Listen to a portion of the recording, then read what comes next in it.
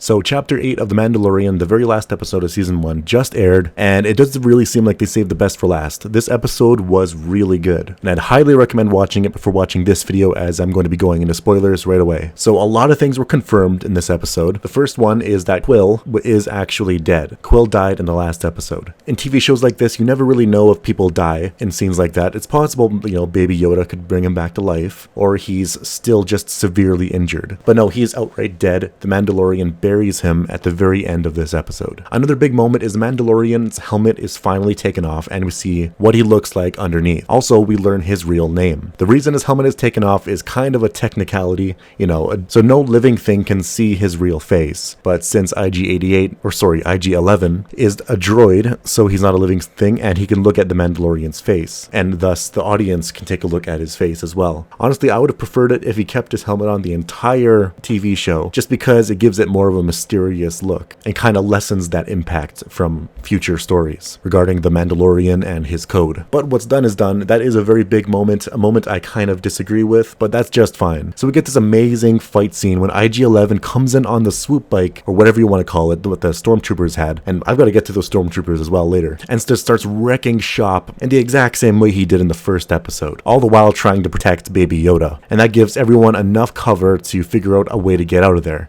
They decide to go to the old Mandalorian base, or the Covet. And when they finally get down there in the sewers, we find that the Mandalorian base has been completely ransacked by the Imperials. Not all of the Mandalorians down there are dead. Some of them may have escaped, as the one referred to as the Armorer has stated. She is the lone survivor besides the Mandalorian himself. She gives the Mandalorian a jetpack. Finally, we get to see that in Season 2 of the show, which has been picked up by Disney+.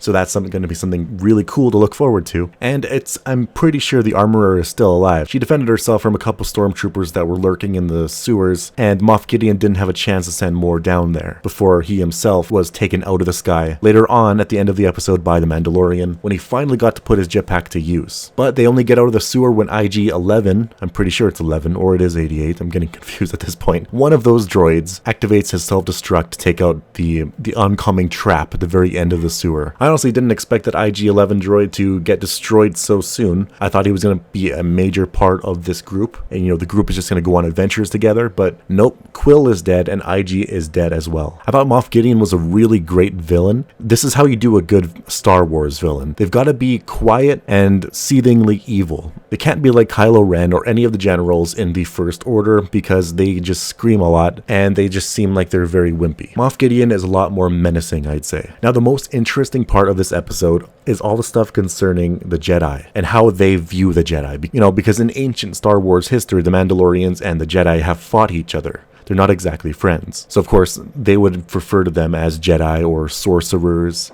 magic users, something like that. And now the Mandalorian is tasked with finding the species of this Baby Yoda and finding that home planet, which I guess is going to be full of Yodas, which would be very interesting to see. And I'm wondering how many of them are going to be force sensitive. If it's going to be revealed that planet was destroyed, maybe Yoda himself will make an appearance, maybe not. All sorts of things could happen. All in all, this was a really great episode. It's a solid 9 out of 10 for me. My only gripe is that, of course, he took off his helmet, but a lot of people were clamoring to see that anyways. But it's still a fantastic episode, and I highly recommend it. And I think the future for The Mandalorian looks very bright. Far brighter than any of the movies Disney has produced. Especially if you've seen my Rise of Skywalker review I did with Movie Idol a couple weeks ago. So whatever you think about this last episode, or even Season 1 in general, post in the comment section below and let me know. Make sure you drop a like and subscribe if you want to see more videos just like this. And thank you for watching.